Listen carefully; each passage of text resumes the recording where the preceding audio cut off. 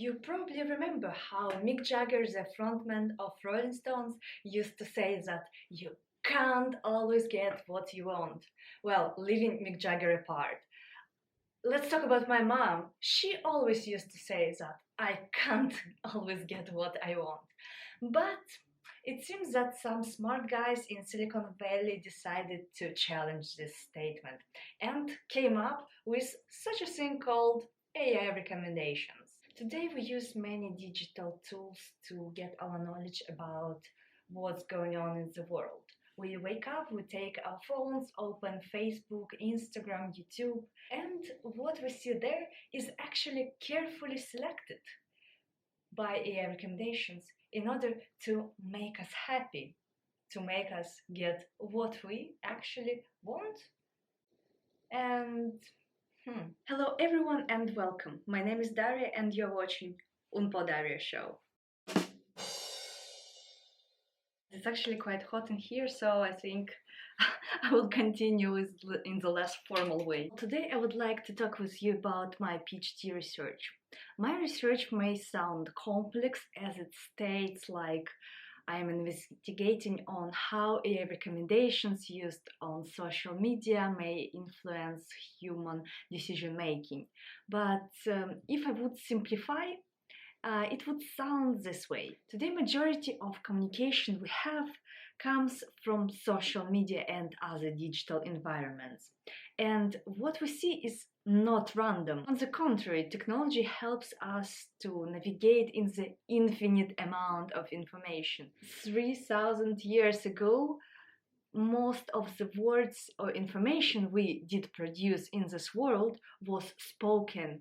So as soon as you say something, it exists in the mind of several people and then it's gone. About 600 years ago, the printing machine was invented, and many words start to be consistent and pass from generation to generation. But many people still were illiterate and could not read. But what happened today? After World War II, most people on this planet were able to express themselves in a written form. And I actually not talking now only about verbal representation, but also all of the text like arts and music and videos like this one, for example. We are not only massively producing it, but also we have a platform to share them, as for example internet or YouTube, for example. Not to go mad and navigate in all this variety of artifacts, we actually need help.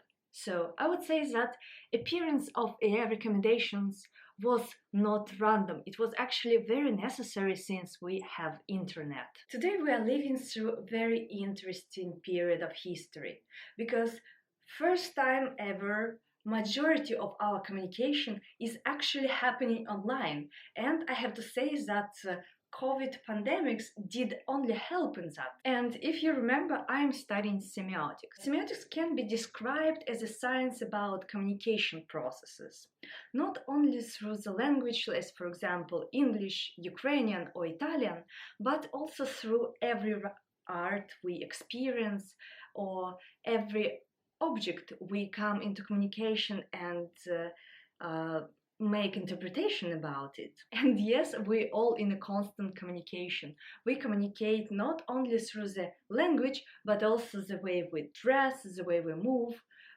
Even now I'm communicating you not only with my broken English, but also with the way I am existing in this reality. And there are different fields of semiotics which are dealing with particular different parts like culture or our biological reaction and interpretation which come next, our cognitive process of interpretation and how it is part of the communication in general. However, at this point of our history, we have very little idea of how AI recommendations and constant daily interactions with them can affect us in the long run. There is an expression that if you do something regularly, you will become professional in that.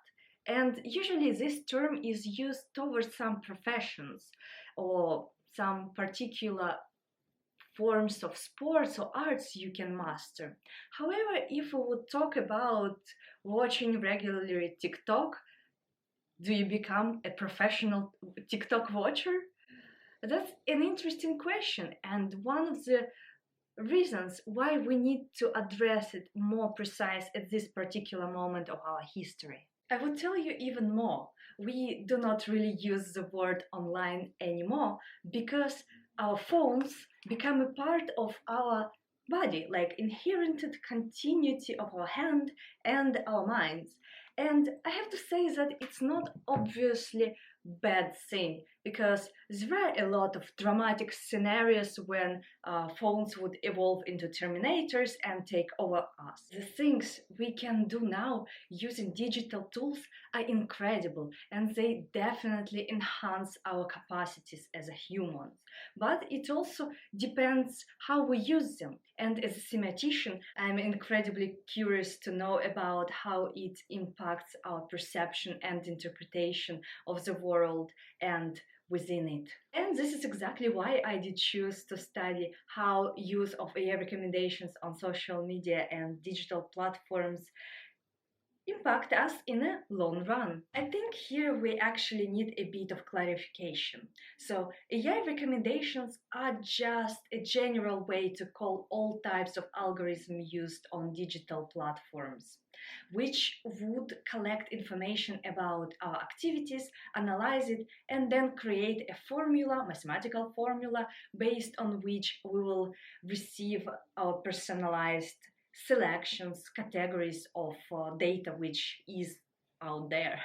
The algorithm would choose what new information we will see on a daily basis. And its aim to create the categories of information you most probably like it according to your previous selection and experiences you had online. Probably algorithm would also influence your possibility to see something what according to algorithm you may consider not such interesting for you.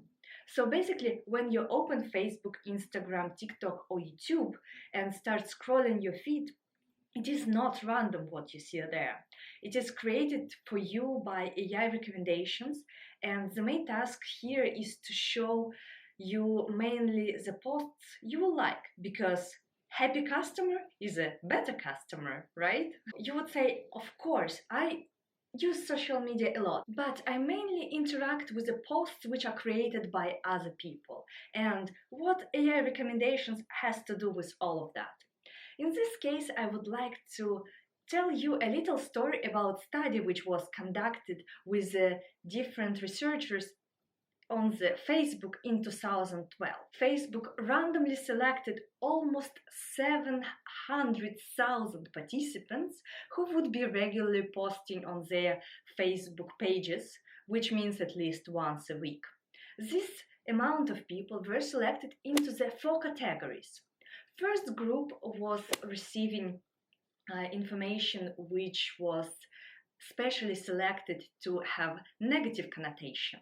Second group did receive the information which was specially selected to get positive connotation. So the posts of their friends were rearranged in order that the one which can be considered more negative would be appeared first, or more positive would appear first.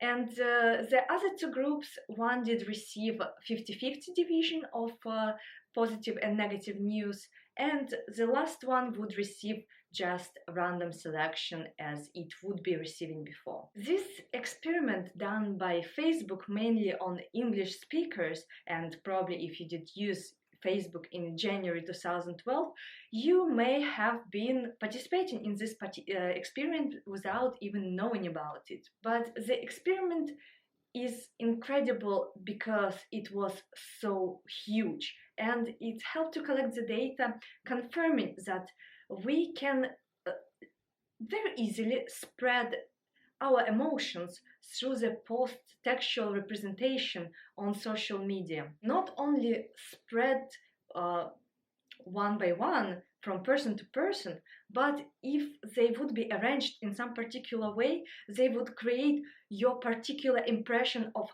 how this world is. And this is how Facebook find out that AI recommendations are actually very important, not only in the way you see the world, but the way you perceive the world, and obviously how you interpret it. Obviously, we all did see Netflix movie Social Dilemma about AI and how they manipulate us as crazy puppeteers. However, it's not necessarily should be this way.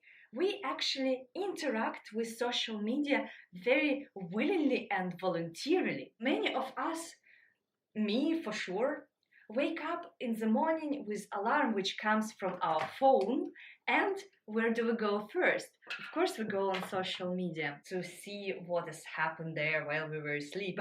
In my studies I did identify that we mainly use social media for self-monitoring, self-identification, and self-presentation. We watch posts of others and think about how we should fit into this world. We try to adjust, and here comes the huge part of self-improvement culture. Yeah, that one where you read more books, exercise more, be more fit, study better, earn more money, and so on and so forth. Besides the fact that the world we see is actually the categories which are created by AI and not necessarily the way world it is by nature, we still perceive these categories as something more natural. I would not say that we necessarily fall into the profiles which are created by AI recommendations. We all much more than any profiles and categorization methods which social media can assign to us. And here comes the most incredible part: self-representation on social media. And surprisingly, not only social media, but AI recommendation as a tool there give us amazing capabilities to enhance our personality. Not only the representations through the text we use or hashtags to increase visibility or get contextual connection to something which maybe we did not possess before, but often even to make impression that our social network is actually bigger than it is in a real life. And really often we consider the people who have millions or thousands of friends, followers on social media and receive a lot of likes as being loved and cherished. However, it may have not do absolutely anything with the reality. But what is reality nowadays?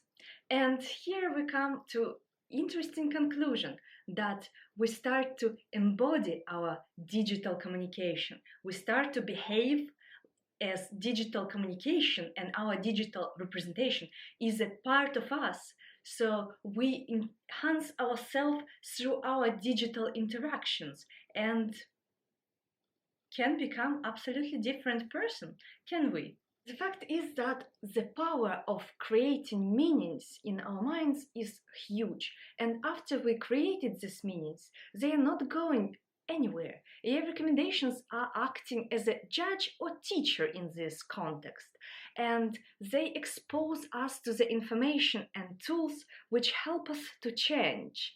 And my research exactly focuses on how these changes can be important to us. Often these changes are not only conscious. I notice even after myself that after scrolling social media, I become stressed for absolutely no reason. I'm in a safe environment, everything is alright, and in one of the most safe country in the world. Why am I stressed then? Why do I have digital burnout? I still actually processing with my research and still a lot to do. And I'm currently doing my fieldwork here in Estonia, where I'm trying to figure out what kind of experiences majority of digital platform users have in different countries, and how it influences their daily life. And I will keep you updated about new cases and studies soon. And thank you a lot for watching, and let me know if interactions on social media or digital platforms affecting you personally, because your experiences may be very important in understanding how this phenomena of digital communication in AI-mediated environments can be important for us in the long run as a society. I'm wishing you a great day, and may semiotics be with you.